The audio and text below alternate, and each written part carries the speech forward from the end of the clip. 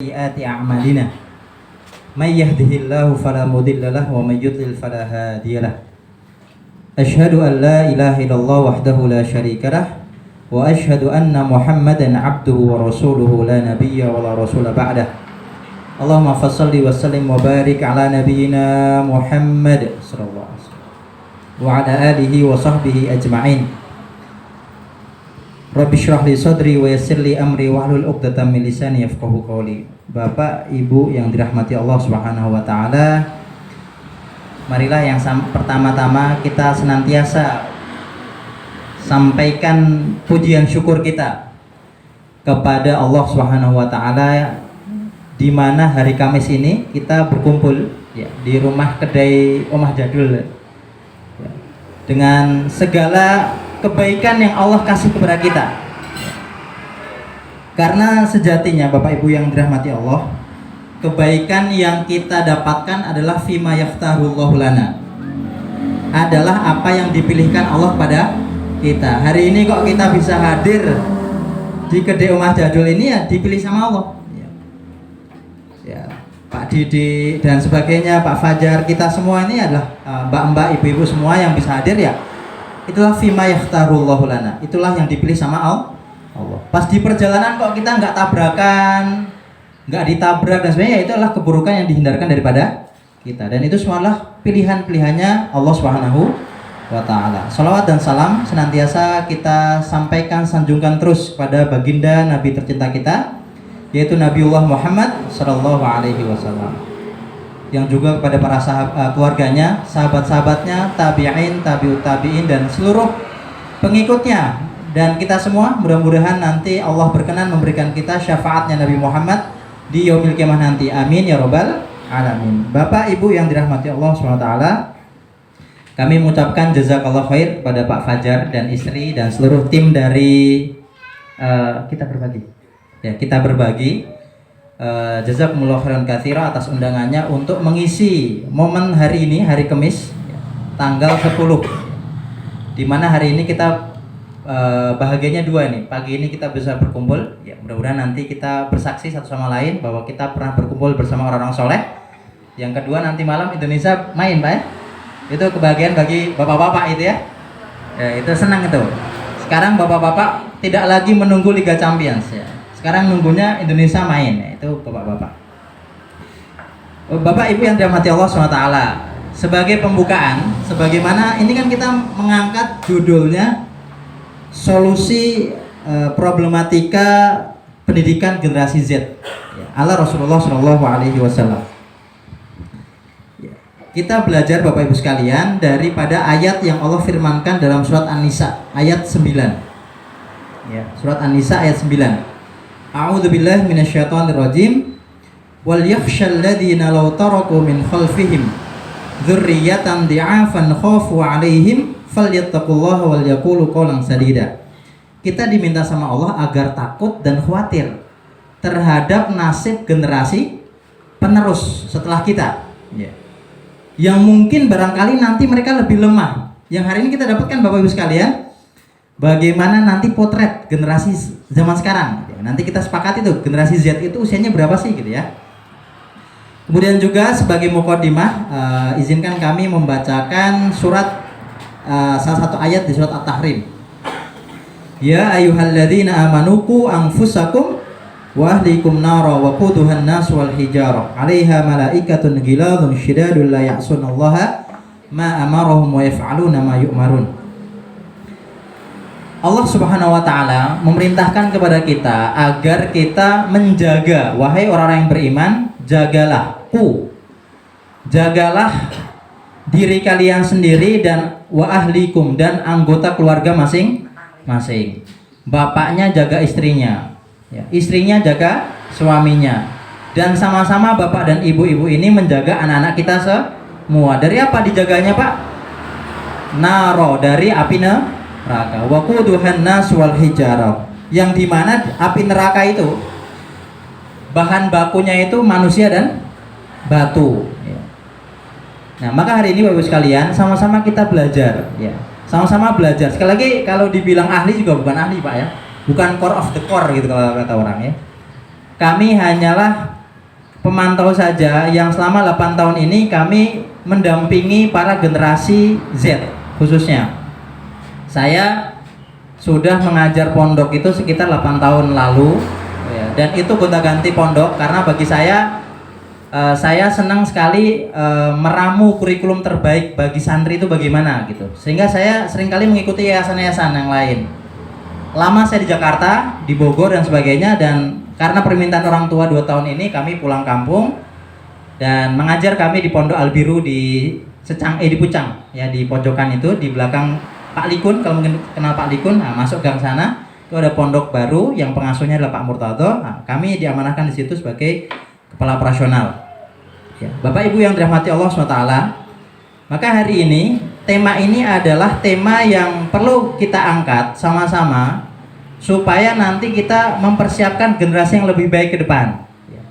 Karena hari ini kalau kita boleh melihat potretnya, realnya anak-anak Gen Z. Gen Z itu Pak, Bu, definisinya adalah anak-anak kelahiran 97 atau 96 sampai 2012. Itu kalau Bapak Ibu bawa HP boleh cek ya.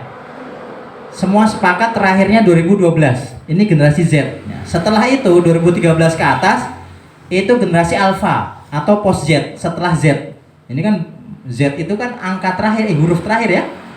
Ini berarti generasi akhir ini ya, mungkin bisa jadi begitu ya. Ya, ditambah sekarang kenyataannya yang semakin tidak, dunia ini semakin tidak stabil ya. Ini bahwa alam ini akan terjadi perang dunia ketiga atau tidak ini ya. Sudah senggol-senggolan, walaupun ini sudah dibahas kemarin sama Ustadz yang di Anahal itu ya, di Alamin itu, apakah Palestina akan dimerdekakan, dibebaskan oleh yang membenci Umar ya, padahal dulu Palestina adalah dibebaskan oleh Umar bin Khattab. Hari ini semakin panas ya, maka nasib anak-anak kita itu pun nanti kedepannya mungkin, maka kalau kita lihat hari ini kepastian masa depan mereka itu, mereka suka bertanya ya, kepastian hidup, kepastian masa depan mereka itu mereka selalu cemas ya. Karena mereka itu anak-anak yang dihadapkan pada kemajuan teknologi dibandingkan kita. Mungkin kita itu dulu Pak lahir belum ada HP dan sebagainya, atau ada HP itu masih jadul sekali. Mereka lahir 97, 2000 dan sebagainya, muncul tuh smartphone itu. Yang hari ini mereka itu megang HP, mau nggak mau harus menyimbangkan antara hidup maya dan dunia nyata. Sehingga mereka rata-rata anak-anak kita saat ini yang generasi Z itu kan berarti usianya paling minim kalau 2012 itu berarti 12 tahun. 12 tahun hari ini ya, usia 6 atau kelas 1 SMP. Yang paling tua 27. Kalau kelahiran 96 atau 97, seharusnya usia udah nikah, sudah menikah, atau usia siap bekerja. Yang kemudian hari ini kita dapatkan bahwa banyak laporan generasi Z itu etos kerjanya rendah ya, malas-malesan, pengen enak sendiri ya kan, giliran bosnya rada marah atau neken stres ya. Itulah potret hari ini gitu, dan ini diakui semua, termasuk kami di pondok pesantren. Bapak Ibu sekalian, saya sebagai kepala itu PR paling penting itu bagi kami adalah mencarikan guru terbaik bagi santri kami di Pucang itu. Boleh tanya, ini ada beberapa orang tua santri, ya ini ada yang di sini juga. Itu kami sampai 2 bulan ini nggak dapetin musrif. Cuma gara-gara yang daftar itu etos kerjanya jelek, etika kerjanya buruk, ya. Bagaimana mungkin saya pernah menginterview wawancara calon musrif itu sambil tiduran Pak Bu. Kok Ustadz daftar musyrif? Iya Ustadz, saya ngantuk sekali Ustadz. Ini orang nyari kerja Pak.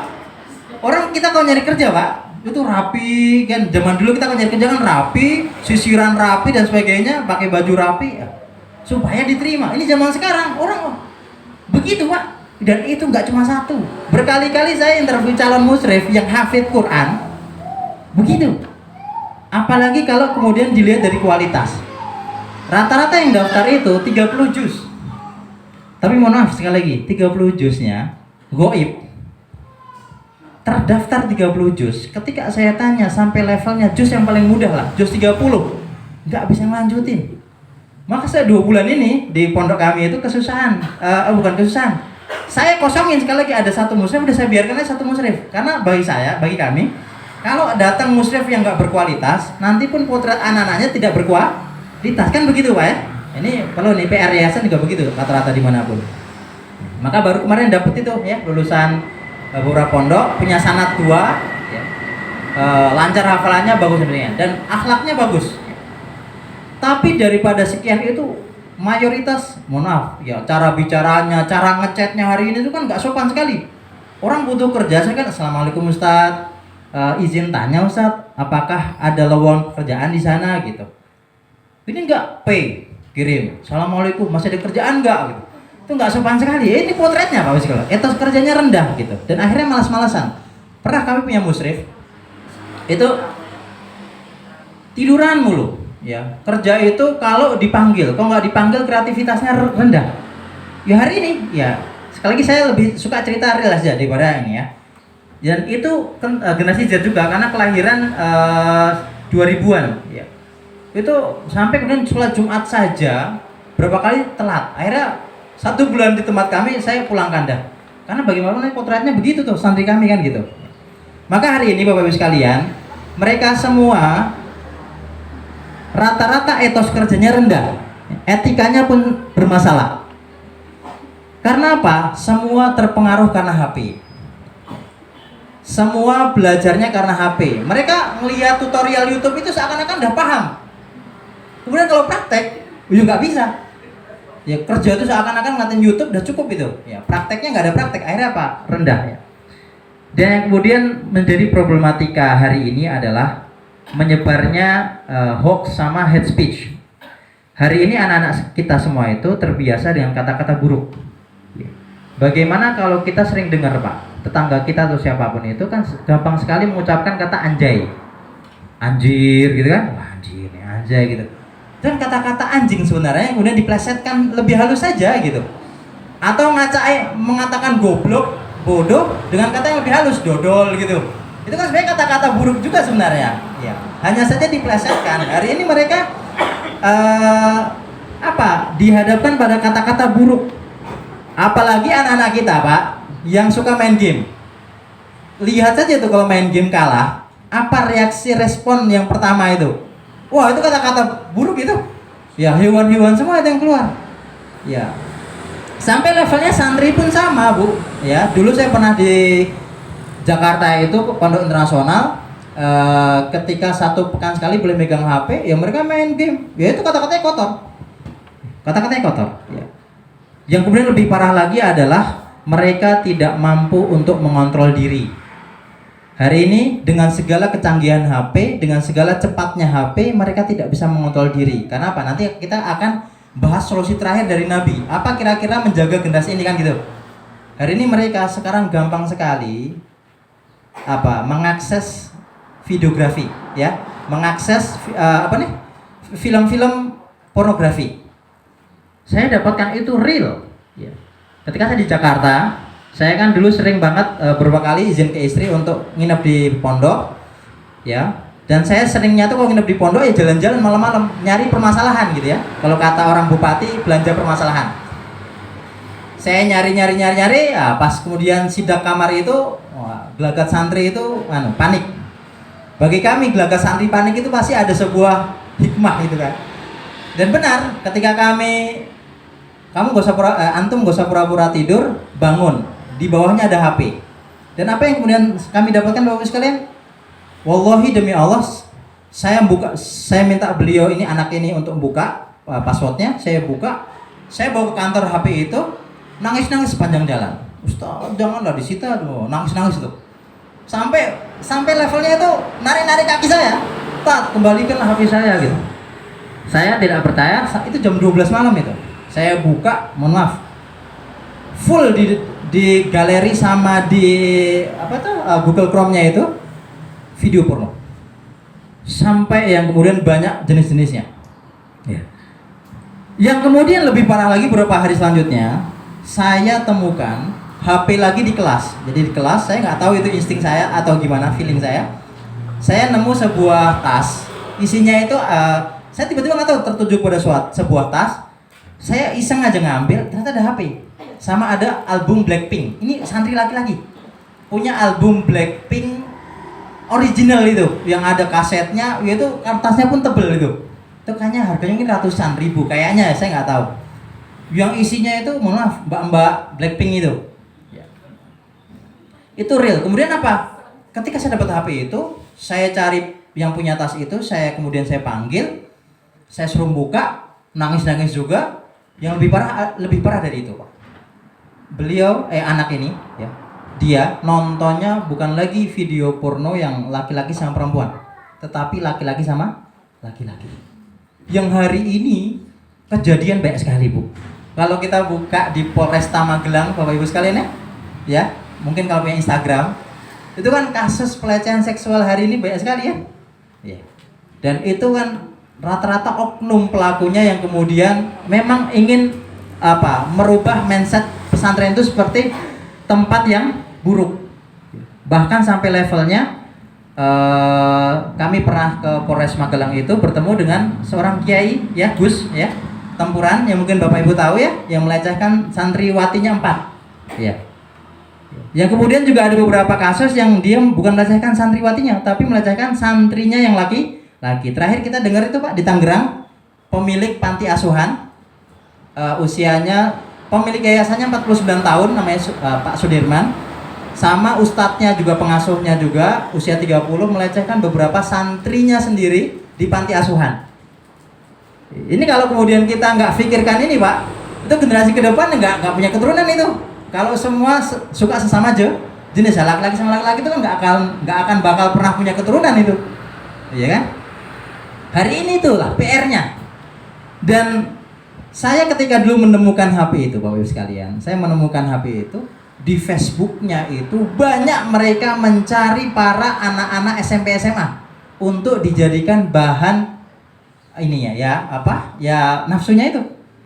Ada Facebooknya, Pak, Bu, ada grup-grup Facebooknya di mana mereka itu berkumpul sesama jenis, ada. Dan itu PR kita. Dan yang disasar siapa? Generasi Z. Karena biasanya ya, kalau sudah pernah menjadi korban, biasanya menjadi pelaku. Maka PR bagi siapapun yang pernah melihat korban itu wajib disembuhkan, baik psikis dan ya mental dan fisiknya. Ya. Ya, kami pernah bawa ya korban pelecehan seksual kemana, Pak, Bu? Ke RSC. Ya. Ya. Rumah sakit jiwa di suatu tempat itu kami bina ya, sampai levelnya ke psikiater, karena dokter memandang bahwa anak ini perlu disembuhkan dari dalamnya ya, bukan hanya psikologinya, karena psikolog itu kan ngobrol saja kan, untuk menumbuhkan kepercayaan dirinya, untuk menumbuhkan apa itu ya ininya lagi gitu, jiwanya tuh masih sempurna. Tapi kalau psikiater tuh menyembuhkan bagaimana dia cemas, itu korban begitu tuh cemas, Bu. Itu parah itu cemasnya, pengen bunuh diri dan sebagainya. Kemarin saya baru chat sama salah satu orang Dinsos Magelang ya, Dinas Sosial Magelang ya. Kemudian saya tanya ke beliau, Bu, mohon saran apa kiranya yang perlu saya bahas untuk problematika anak generasi Z.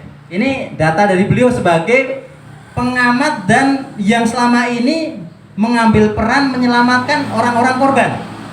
Maka kata beliau, ini saya masih simpan chatnya sama Bu Azizah Dinsos Magelang itu.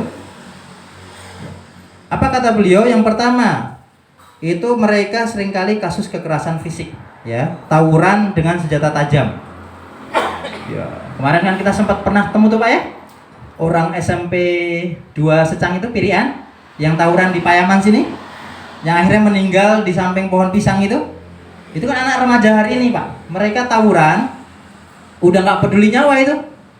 Kenapa mereka bisa tawuran, Pak, Bu? Karena hari ini di media sosial itu ada akun-akun yang mengajak mereka untuk tawuran. Di situ akunnya itu, oh saya dulu pernah tawuran sama 150 orang, saya bisa ngalahin. Oh saya baik-baik saja. Siapa? Anak pubertas, anak-anak Gen Z itu kan kalau 12, 13, 14, 15, 16 itu kan lagi pubertas. Anak-anak yang sedang mencari hal-hal baru dan pengen mencoba hal baru. Ya kalau ketemunya yang begituan tuh Pak, yo pengen nyoba yang baru juga yang begituan. Ya. Kalau kemudian mereka itu ketemunya sama yang soleh, kemungkinan bisa jadi orang soleh. Tapi kalau ketemunya yang buruk, maka bisa jadi yang buruk. Maka usia-usia saat ini, maka itu perlunya pendampingan yang lebih daripada orang tua. Khususnya bagi, contoh gini, orang tua itu kan ada dua. Satu orang tua biologis, ya kita semua punya anak masing-masing itu kan biologis. Ada lagi orang tua secara ruhiyah. Orang tua secara ideologis yang mengajarkan dia prinsip, yang mengajarkan bagaimana akhlak, gitu kan. Walaupun kita bisa menjadi dua-duanya. Ya, maka hari ini PR kita Pak, mendampingi anak-anak kita supaya mereka tidak terjerumus pada hal-hal baru atau mencoba sesuatu yang di luar koridor. Apa yang dicontohkan oleh Nabi SAW ketika ada seorang anak muda datang kepada Nabi, apa kata anak muda ini Bapak sekalian? Wahai ya Rasulullah, izinkan aku untuk berzina. Berarti ini kan anak pengen mencoba hal baru namanya zina. Maka sahabat yang mendengar itu udah geram itu. Ini anak nanya neko-neko kan. Tapi Nabi, ini sebagai Nabi, sebagai guru ideologis atau guru ruhyahnya dia, si anak itu, maka nanya, udah, tenang aja para sahabat, gak usah geram. Tanya, Nabi langsung gini, kira-kira apakah kamu mau berzina dengan ibu kamu? Ataukah kamu terima kalau ibu kamu berzina dengan orang lain? Maka apa kata anak ini?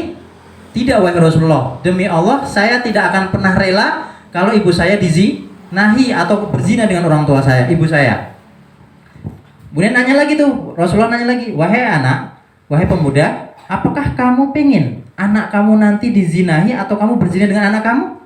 Apa jawaban anak ini?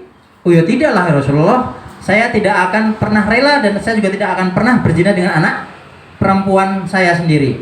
Ya. Maka kemudian Nabi SAW setelah itu mengambil anak itu, tangannya diambil, kemudian didoakan sama Nabi, ya Allah ampunilah dia, kemudian jagalah kemaluannya dan rahmati dia. Maka setelah itu anak itu tidak pernah pengen mencicipi zina. Yang hari ini tuh Bapak Ibu sekalian, kalau kita bisa ngambil dari kisah ini,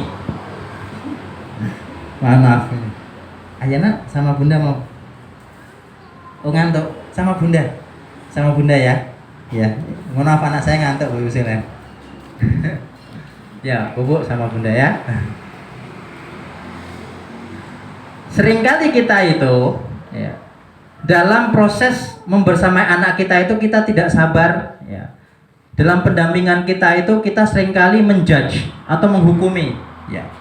Itu pun saya pernah kemudian santri itu cerita, saya kemudian masih belum percaya. Ya. Tapi gini Bapak Ibu sekalian, cara terbaik untuk memahami anak muda atau anak remaja hari ini adalah kita dengarkan dulu, biarkan dia cerita, sampaikan dulu. Dan jangan menjadi orang judgement atau apa tuh? Kita jangan menjadi hakim langsung, wah, adek sih nggak bisa jaga, jangan. Atau contoh anak perempuan kita cerita, mah, kemarin ada yang suka sama saya loh, terus dia colek-colek saya gitu ya. Jangan kemudian kita langsung begini, adek sih nggak bisa jaga, gitu. Jangan, biarkan dia cerita dulu. Jadilah orang tua kita, jadilah orang tua yang pendengar yang baik. Dengarkan dulu, oh kok bisa dek, kenapa gitu. Baru kasih solusi, oh ya dek, besok lebih jaga lagi ya, jangan ngobrol-ngobrol, ya, jangan deket-deket sama lawan jenis ya, gitu ya, kecuali yang perlu saja dan sebagainya, gitu. Maka Bapak sekalian, anak-anak adalah lukisan kita. Anak-anak adalah second chance-nya kita.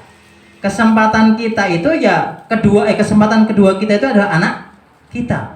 Mungkin kita dulu pernah jengkel sama orang tua kita, bapak saya nggak pernah sama saya, nggak pernah peduliin gitu ya. Bapak saya nggak pernah nanya kabar saya gitu.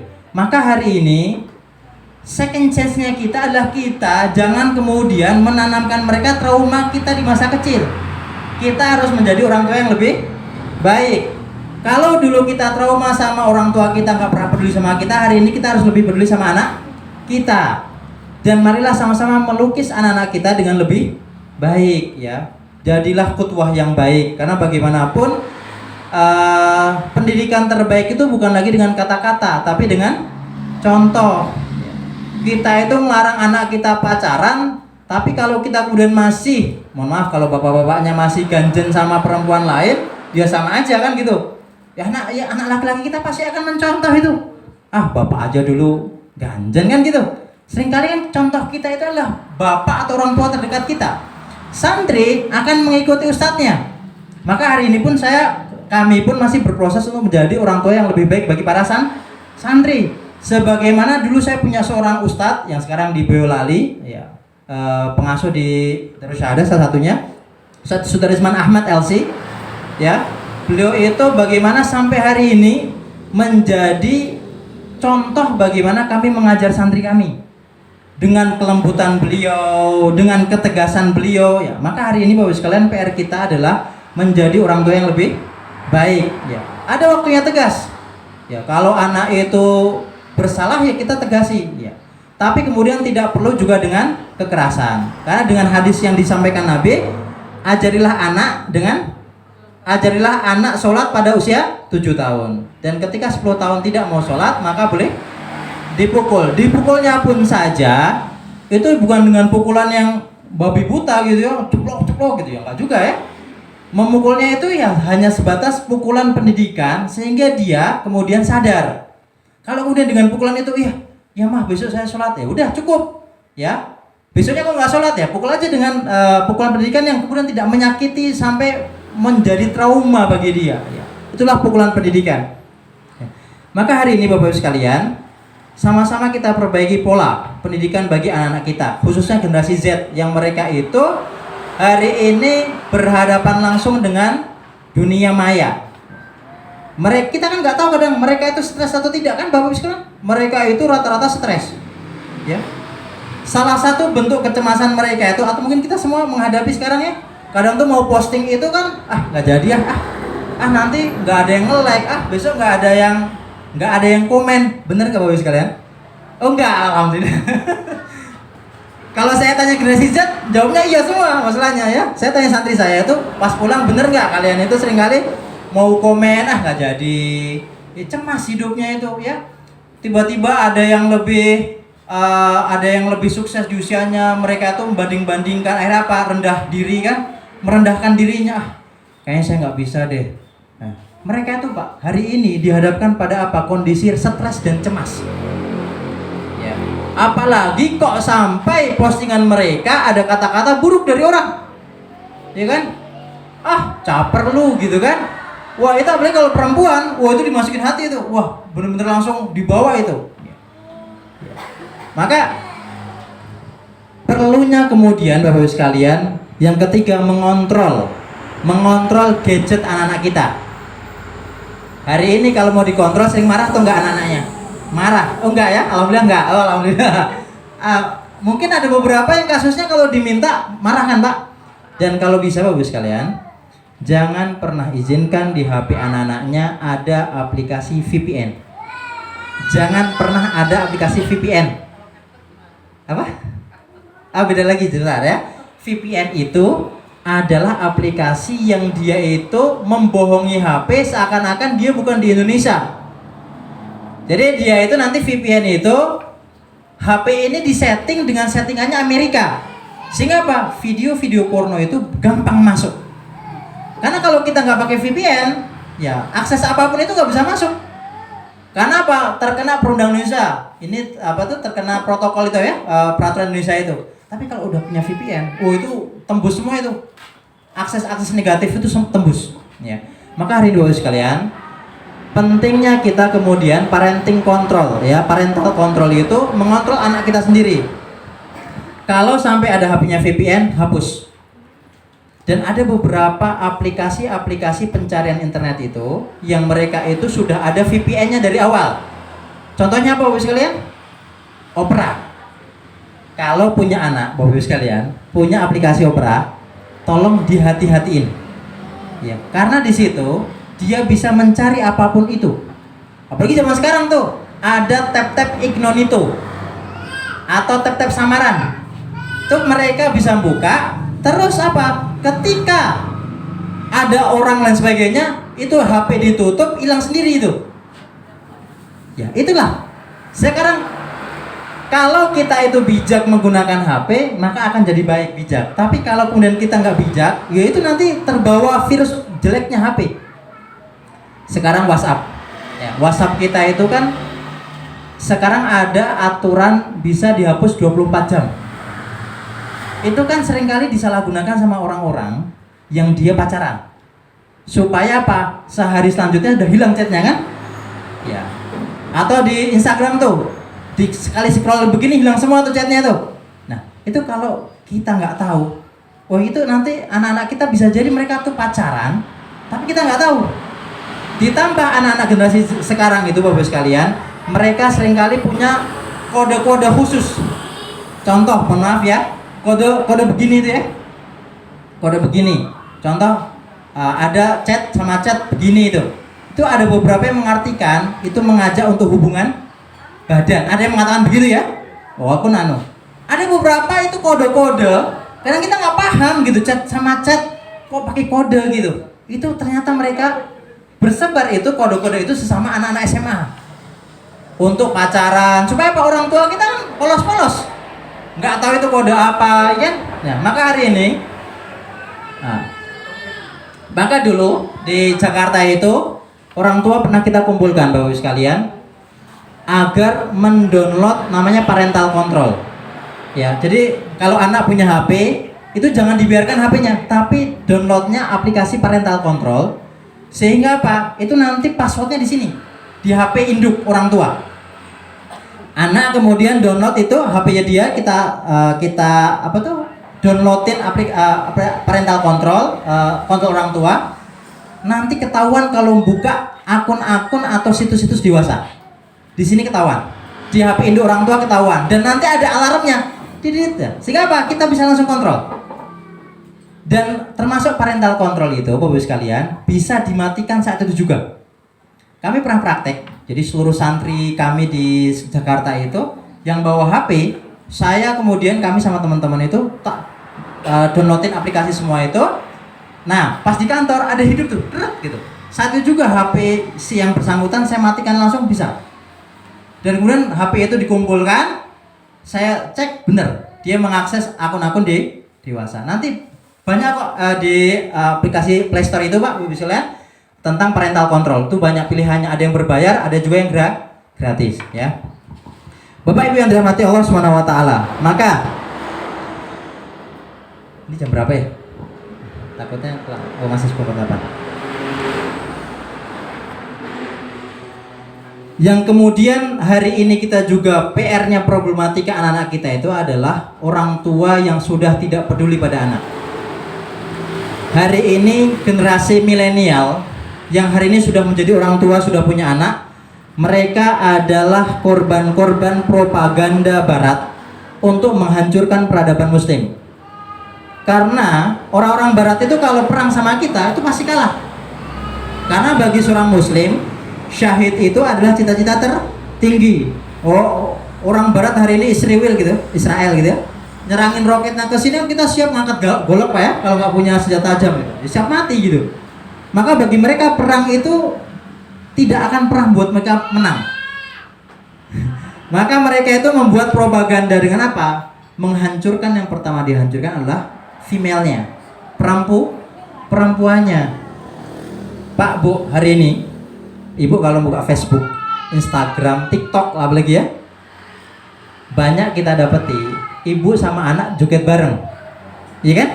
Joget bareng itu nggak ada lagi tuh cemburu. Suaminya mana-mana juga tidak akan menegur itu, karena kenapa Bu yang ditegur, yang dihancurkan lu perempuan? Level laki-laki suami saja, levelnya raja, kok punya istrinya bawel, itu pasti ngalah itu. Karena perempuan itu ya kalau kata orang rajanya raja gitu, ya. Yang ngambeknya bener ya Bu ya, ini kan perempuan ya. Ya gampang mut-mutan gitu ya, tiba-tiba marah, ya mood swingnya itu bener-bener kacau gitu. Ya. Suami kalau udah begituan, kita udah diem itu, ya, nggak bisa ngapa-ngapain. Maka yang pertama dihancurin perempuan. Tanpa perempuan itu, suami bakal takluk sama si istrinya itu. Kalau kemudian si istrinya itu kemudian jadi ibu melahirkan anak-anaknya, kalau dia pernah hancur, pasti anaknya tidak akan pernah dijaga. Pernah nggak Pak Bu? Pernah dengar sebuah tulisan di Instagram, saya pernah dapat itu. Ada sebuah chattingan seorang ibu-ibu kepada anaknya. Chattingannya begini, "Nak, sedang di mana?" Itu jam 11 malam. "Oh iya, ini sedang sama si ini, pacarnya dia." Apa kata ibu ini? "Nak, tolong tidak ngapa-ngapain ya, minimal ciuman saja." Ini kata ibunya, minimal ciuman saja. Maksimal ciuman saja. Ya, karena ibu dulu pernah muda dan pernah pacaran juga. Itu kan seakan-akan hari ini mereka melegalkan gitu. Kenapa? Mereka adalah korban-korban yang dulu dihancurkan, yang hari ini sekarang jadi ibu-ibu. Hari ini alhamdulillah semua ya kerudungnya syar'i semua gitu, nggak ada yang nggak pakai kerudung gitu ya. Saya punya itu ya tante gitu ya, dari Bude gitu ya, itu joget di TikTok bareng gitu ya, di TikTok bareng. Kemudian anaknya tuh ditampilin terus ya, dibikin status nggak pakai kerudung gitu kan. Bagi kami astagfirullah gitu kan. Inilah kehancuran yang disebabkan oleh yang pertama dihancurkan adalah perempuan. Maka hari ini Pak, tugas kita ya, supaya mereka nggak hancur ya didik istri gitu. Didik istri itu juga nggak mudah gitu kan. Mereka ada fase-fase lagi ngambek gitu ya, jangan dinasihatin ya. Kalau dinasihatin beleduk juga itu kan, berantem ya. Cari waktu yang tepat untuk kemudian diskusi sama ibunya. Karena kalau ibunya itu tenang, yang gitu, pasti rumah tangga tenang. Kalau ibunya nggak tenang, suaminya ikut nggak tenang. Akhirnya apa? Anak yang jadi korban. Kan gitu. Ya, kita sudah menikah itu kan sudah menjadi yang biasa Pak ya, sehari-hari. Maka apa hari ini PR-nya adalah ibu-ibunya kita sama-sama belajar ya. Karena mau didik gimana pun kalau dirinya nggak didik sama aja kayak tadi ya kasusnya, nggak bisa mencontohkan karena dia juga dulu korban daripada apa. Termasuk hari ini Pak, kalau Bapak buka di Instagram ada sebuah apa tuh tempat karaoke sama party yang itu hanya khusus generasi Z. Kemarin saya dapat di atas itu tidak boleh masuk. Itu ngeri sekali itu hari ini. Ya bagi mereka yang boleh masuk hanya usia 12 sampai 30 tahun. Di atas itu nggak boleh masuk. Itu mereka sampai bikin begituan. Itu kan berarti saking hancurnya kan. Ya itu kalau mereka semua itu jadi ibu, mereka jadi bapak, anaknya berzina, anaknya mabuk, kira-kira alarm dirinya hidup atau enggak Pak? Nggak bakal hidup itu. Ya dibiarin saja ya. Yang kemudian juga hari ini itu kita, anak-anak kita itu seakan-akan melegalkan pacaran, melegalkan pakaian-pakaian yang kemudian tidak syar'i. Itu kenapa Pak Bu? Karena mereka berperangnya dengan cara apa? Film. Mereka perangnya pakai TV. Hari ini kok anak gadis hamil di luar nikah, kita masih bisa nerima nggak Bu? Nerima. Maksudnya kita tidak terlalu mencuekin. Kalau zaman dulu kan dicuekin Pak ya? Dicuekin, kena hukum sosial. Sampai biar dia sadar gitu. Hari ini saking banyaknya begitu, ya kita biasa aja. Karena apa? Sehari-hari di TV, di film kita dilihatin pada kondisi artis-artis pada hamil di luar nikah. Maka paling baik kemudian solusi daripada anak-anak itu adalah tidak usah kemudian ditontonkan pada film dan TV kalau bisa gitu. Minggu lalu Pak Bu ya, saya di pondok kami itu, saya tontonin mereka film Omar Mokhtar. Ada tahu Pak ya Bu? Omar Mokhtar, film perjuangan Libya itu, yang merdeka dari Itali. Itu apa tanggapan mereka? Misalkan, Ustadz gak asik, lebih asik nonton film Hollywood. Iya, Hollywood, ya iyalah, Captain America atau apalah ya, apa tuh, Fast Furious gitu, itu kan lebih keren, ya kan? Tapi tahu nggak Pak, di dalam film-film tersebut pasti ada agenda terselubung. Kalau kita boleh teliti, di setiap film-film Hollywood atau Bollywood itu pasti minimal ada satu adegan kissing, ya, ada adegan ciuman. Sehingga apa? Mereka lama-lama akan melegalkan ciuman. Ciuman itu adalah awal gerbang daripada perzinahan. Maka mereka udah menyerang hari ini dengan film. Hari ini produser film Islam ada nggak Pak Bu? Ada, tapi untuk anak-anak kecil kan, Omar Hana, ya, Upin Ipin, itu pun nggak terlalu Islami banget ya, karena Kak Ros juga nggak pakai kerudung kan gitu. Ya, kemudian apa lagi tuh? Apa itu? Saya beberapa tuh anak-anak saya suka nonton, jadi lupa ya, ada beberapa. Tapi untuk generasi remaja ada nggak film-film yang di apa tuh diproduksi untuk mereka? Nggak ada. Rata-rata kan film-film Barat semua. Ya, atau film-film Indonesia yang itu juga sekarang kok yo horor mengandung porno kan dan sebagainya. Maka mereka menyerang dengan itu Bapak sekalian. Ya, termasuk apa? Generasi Z sekarang kita itu dihadapkan pada kondisi food. Ya. Kondisi di mana mereka itu tidak bisa memilah-milih makanan haram dan halal. Kan sempat populer di sebelumnya di RS Cipto Mangunkusumo Jakarta.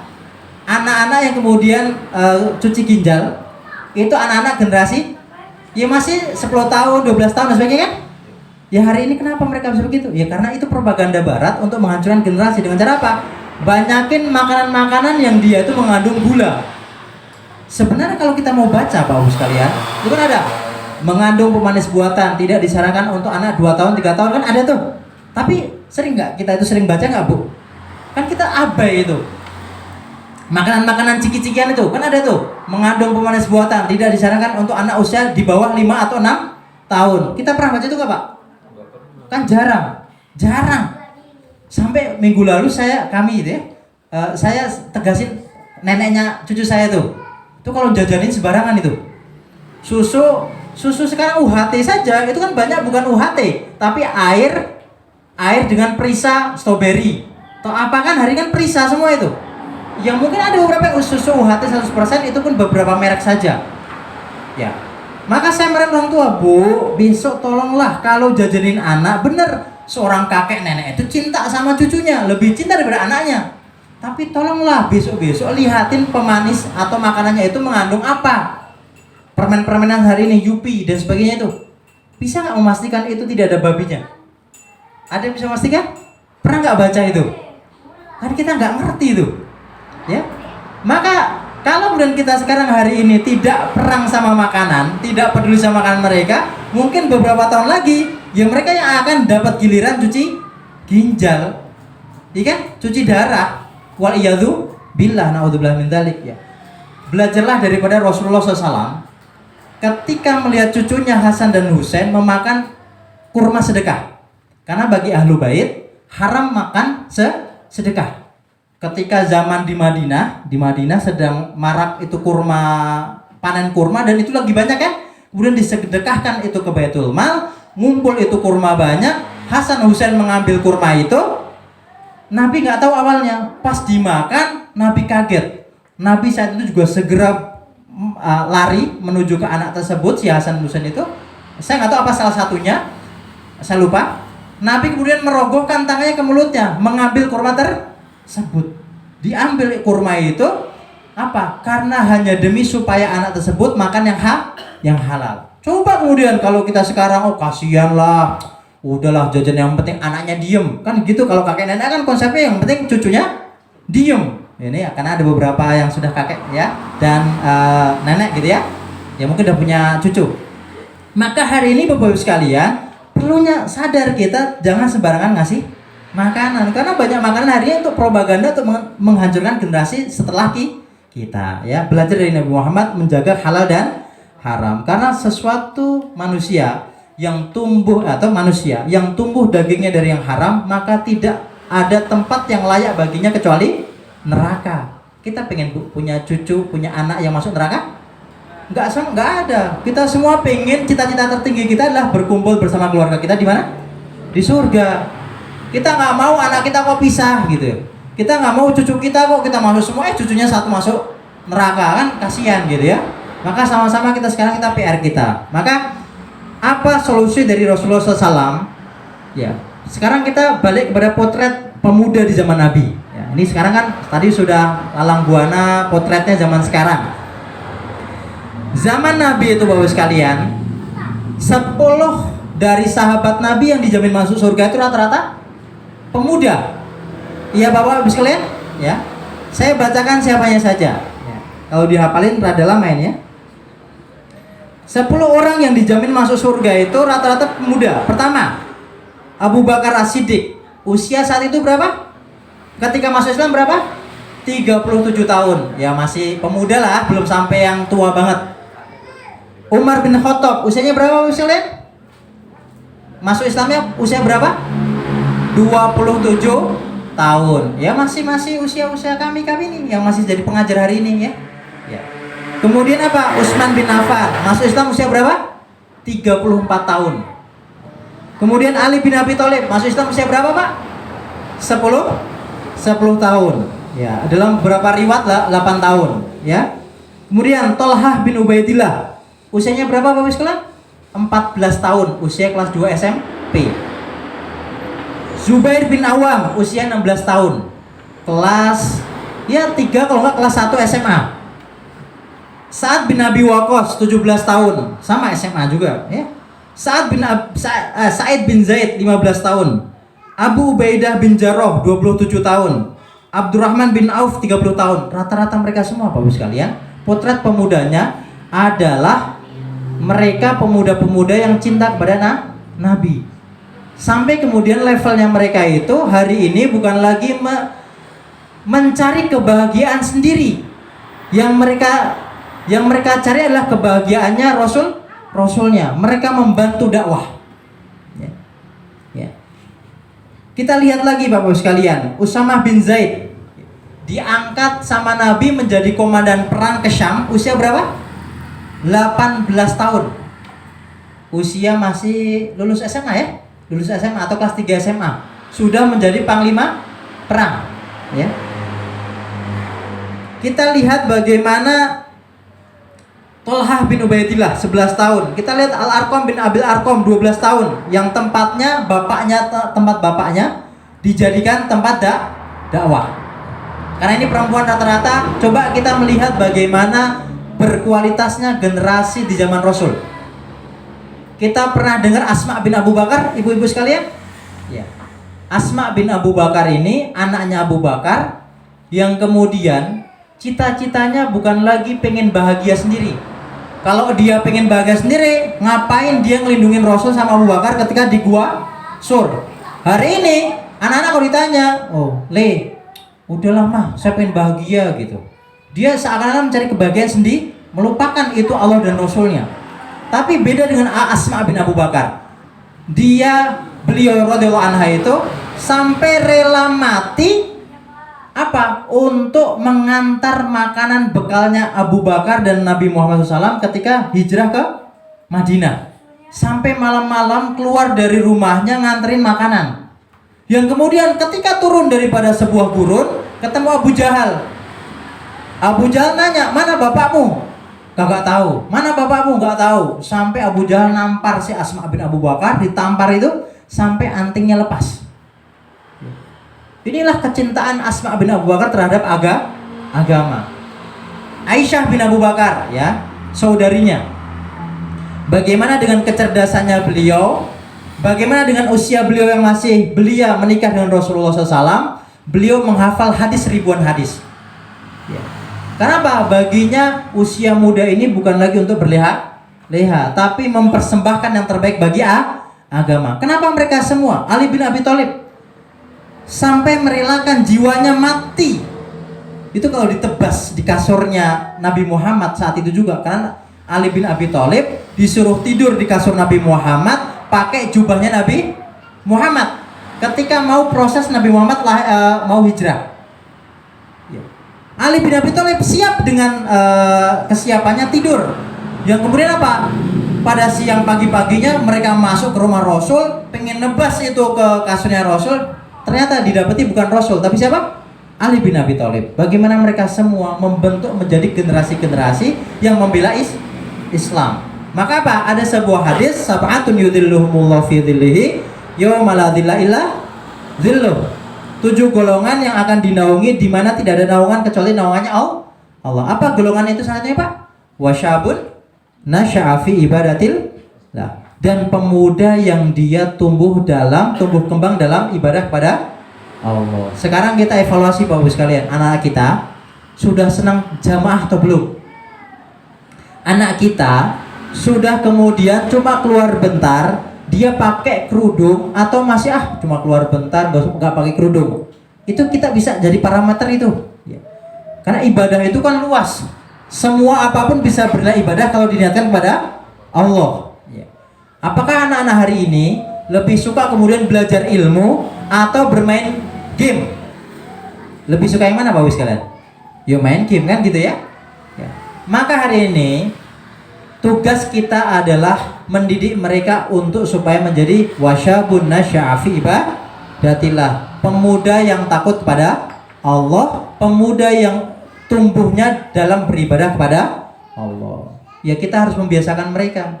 Ya. Bagaimana mungkin Bapak ya, anak kita suruh jamaah kita nggak jamaah? Mangkat jamaah, bapaknya main HP. Kira-kira anaknya bakal berangkat jamaah atau enggak? Yo tidak.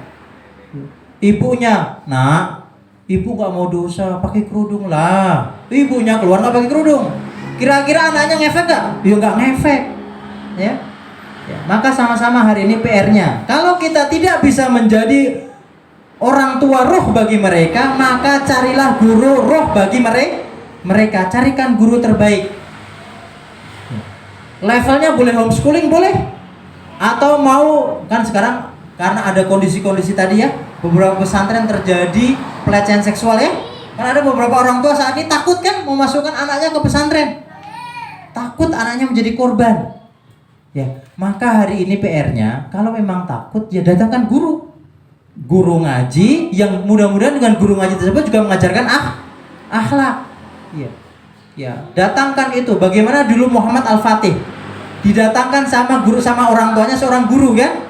Saya lupa nama gurunya itu. Yang kemudian gurunya itu membersamai Muhammad Al-Fatih dari usia kecilnya sampai ketika usia Muhammad Al-Fatih menaklukkan Konstantinopel, beliau masih membersamai Muhammad Al-Fatih. Beliau adalah guru akhlaknya, beliau adalah guru ruhiyahnya dan sebagainya. Itulah guru, pentingnya guru. Hari ini tidak boleh kita sembarangan memasukkan guru. Ya. Mencari guru pun nggak boleh sembarangan. Bapak kalau kemudian survei sekolah pesantren juga jangan langsung percaya saja gitu. Dulu saya pernah ya kenal ya, dulu ada seorang pelaku pelecehan seksual itu dulu punya keinginan apa? Pengen punya pesantren. Ya. Itu kalau sampai terjadi ya naudzubillah min dzalik. Karena bagi orang-orang begitu, mereka itu paling gampang menyasar siapa? Pesantren. Stoknya banyak itu korban untuk dijadikan korban. Maka waliyadzubillah, semoga anak-anak kita semua dan generasi muslim yang saat ini sedang belajar, semoga Allah jaga mereka semua. Amin ya rabbal alamin. Ya. Maka carilah guru yang terbaik. Ya. Kalau kemudian tidak dapat juga, jadilah kita guru yang terbaik, qudwah hasanah dan sebagainya. Ya. Maka kemudian yang pertama, ajarkan mereka tauhid. Ya. Nabi itu kok sampai para sahabatnya nurut sama Nabi sampai membela Nabi itu karena mereka percaya pada tauhid, dan seluruh dakwah Nabi itu dimulai dengan ibadah ilallah. Faqala ya qaumi ibudullaha ma lakum min ilahin ghairuh. Dan dalam satu hadis, falyakun awwala ma tad'uhum ilaihi ibadatillah.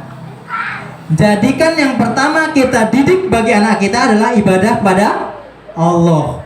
Ajak mereka sholat, kenalkan itu siapa Allah. Pernah nggak Bu kita mengenalkan Allah dengan segala sifat-sifatnya?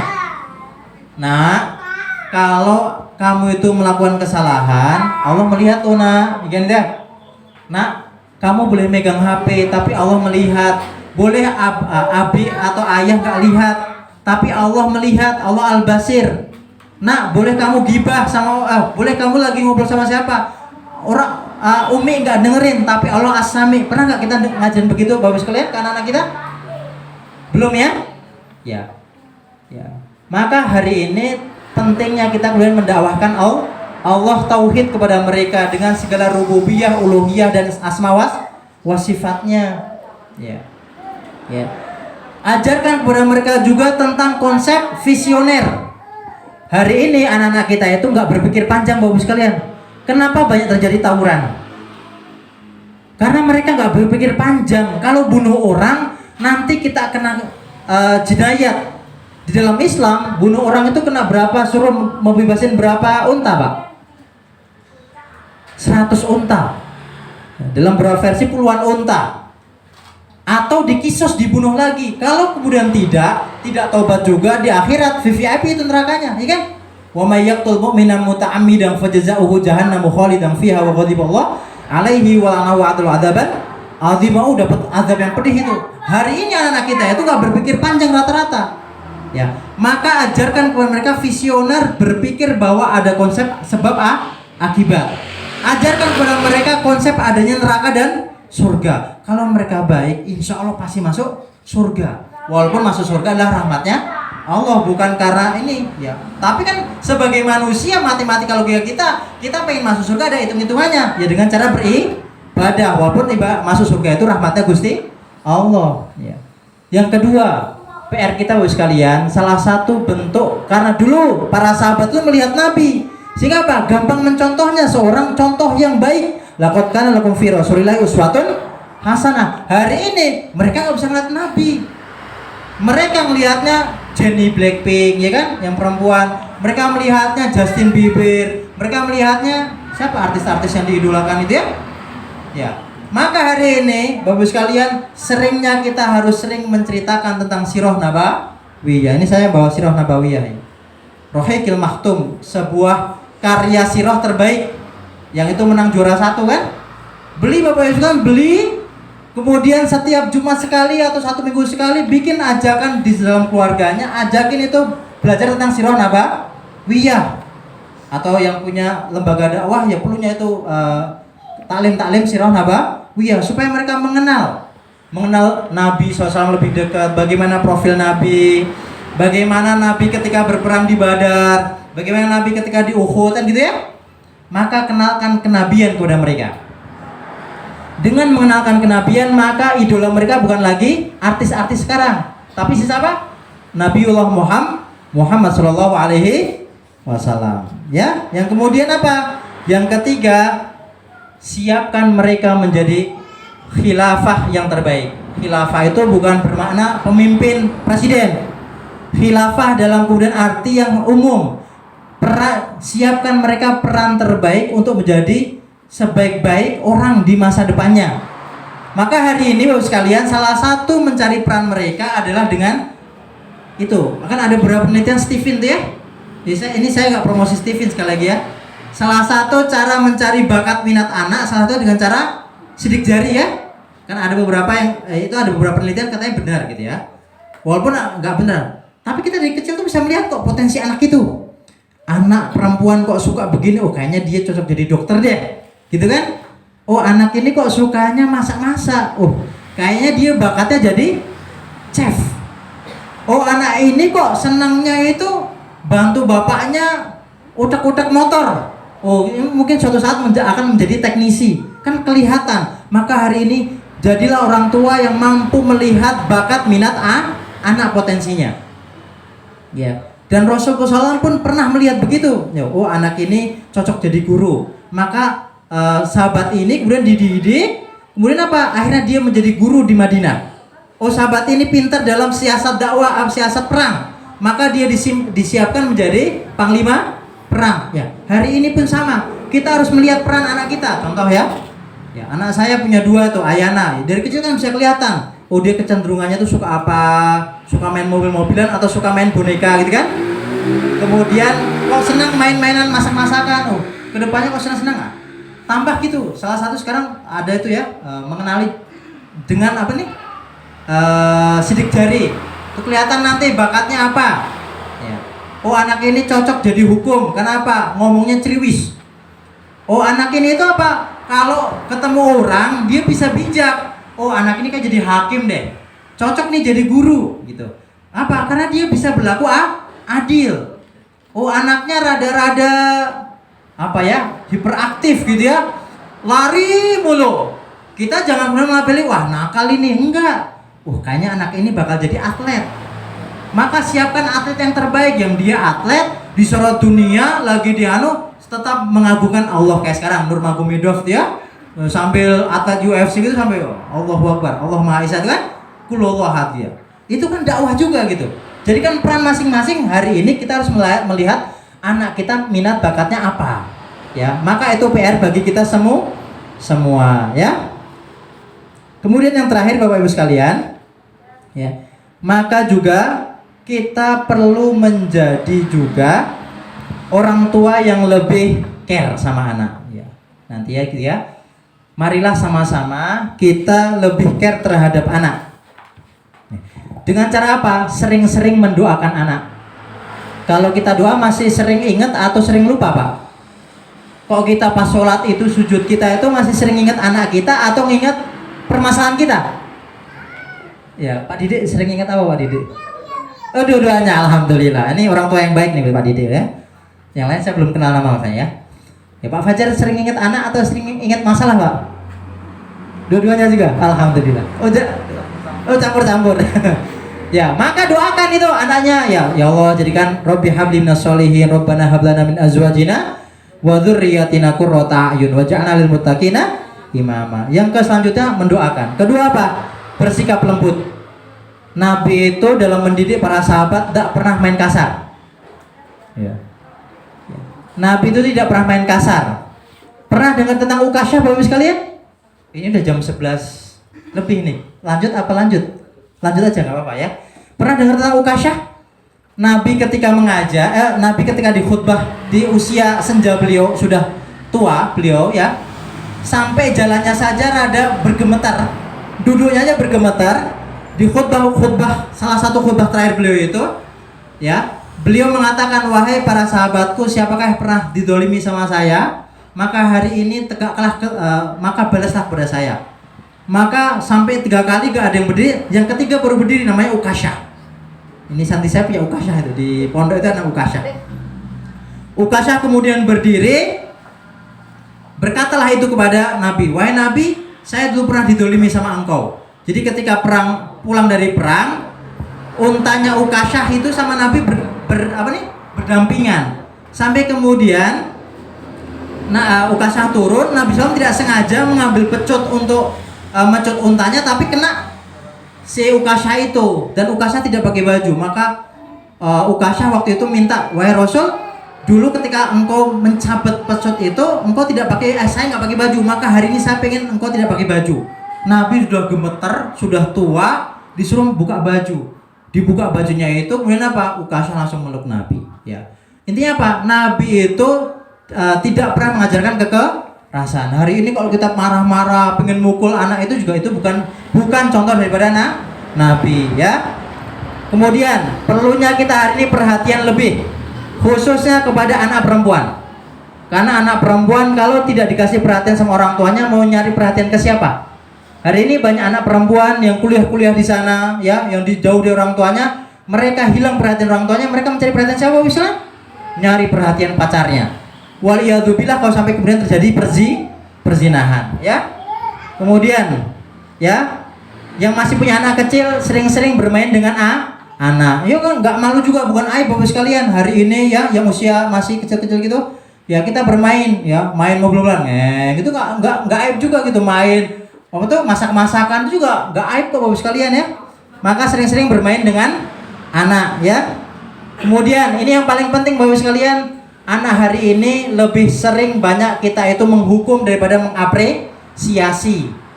Maka kalau anak itu kok punya hasil yang baik, maka kita perlu apresiasi, puji. Oh masya Allah anakku ya. Besok ditingkatkan lagi ya gitu. Jangan kemudian fokus pada kesalahannya gitu ya. Kalau hari ini anak kok nilainya 30, ya tetap diapresiasi di awal. Oh, masya Allah, oh masih 30 ya. Nanti ditingkatin lagi ya supaya lebih dapat 100 dan sebagainya. Kemudian menegur dengan halus, ya. Kemudian mengajarkan sopan santun. Kemudian tadi ya diskusi dialog, Bapak Ibu sekalian, sering-sering dialog sama anak-anak, sering tanya. Yang anaknya di pesantren sering telepon. Kalau lagi jadwal penelponan jangan sibuk sendiri. Nah, ayah sibuk jangan. Kalau lagi jadwal penelponan santri, telepon tuh, nak, bagaimana kabarnya? Kalau sudah anaknya itu melihat ada gelagat, dia itu menyembunyikan sesuatu, segera tanya. Barangkali dia menyembunyikan sesuatu. Kita harus pintar-pintar belajar psikologi. Anak kok kalau cerita kok kayaknya dipendam. Iya mah. Oh enggak kok mah, di sini baik-baik saja kok. Itu kayak ada terkesan dia menyukai sesuatu. Segera belajar, kalau rautnya itu menyukai sesuatu, segera cari tahu. Barangkali anak tersebut menjadi korban bullying, menjadi korban pelecehan seksual, naudzubillah min dzalik, atau apapun itu, paham ya? Maka sering-sering telepon, diskusi dan dialog ya. Kemudian yang terakhir, bagaimana kita sekarang mencari mereka qudwah yang baik. Kita menjadi qudwah, carikan guru yang terbaik, dan yang paling terpenting mencarikan mereka lingkungan yang terbaik. Cari sekolah yang terbaik ya. Levelnya bukan lagi sekolah yang paling mahal sebenarnya, tapi sekolah yang gurunya akhlaknya baik-baik semua, yang kemudian juga, kalau saya kemudian boleh menyimpulkan Bapak sekalian, kalau nyari pesantren, karena saya pengalaman, maka lihatlah bagaimana pengelola pesantren atau pengasuh pesantren menerima tamu. Itu menjadi gerbang akhlaknya seseorang. Kalau dia itu kok nerima wali santri baru, kok dengan akhlak, diterima, disuguhkan dengan baik dan sebagainya, insya Allah akhlaknya baik. Tapi kalau kemudian dicuekin, tidak ada, saya pernah tuh ya survei ke sebuah sekolah, ada tamu nggak diterima, dicuekin aja. Ya, itu bisa jadi menjadi salah satu parameter bagaimana dia ngasih kepedulian terhadap orang lain. Maka kalau saya boleh saran gitu ya, kalau kemudian pengelolanya tuh kok terima langsung baik, ngajak ngobrol-ngobrol dulu sebagainya, insya Allah sekali lagi itu bukan parameter ya, tapi itu gerbang awal insya Allah baik, gitu ya. Karena la yu'minu ahadukum hatta yukrima, saya lupa aukamakol, tidak sempurna iman seseorang yang dia tidak memuliakan tamu. Ya ini kan menjadi parameter juga penilaian. Ya, maka lihatlah akhlaknya. Bagaimanapun kita dan kalau mencari pesantren jangan langsung pulang. Wah, baik ini langsung pulang aja, jangan. Kalau bisa ikut sholat, lihatlah bagi para ustadznya menegur santri kan. Bagaimana kemudian ustadzahnya menegur santri. Bagaimana kemudian interaksi sesama mereka, itu kelihatan sebenarnya kan?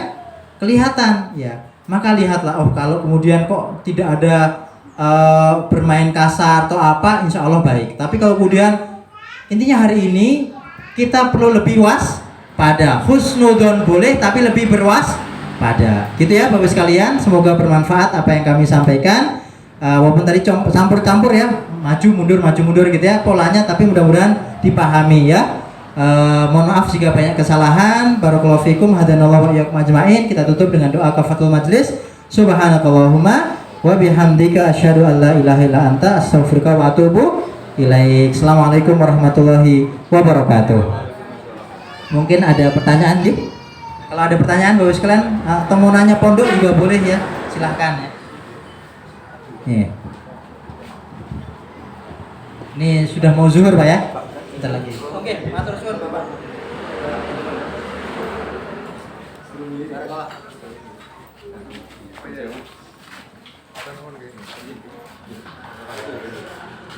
Ini kayaknya nggak ada pertanyaan nih Pak Fajar ya.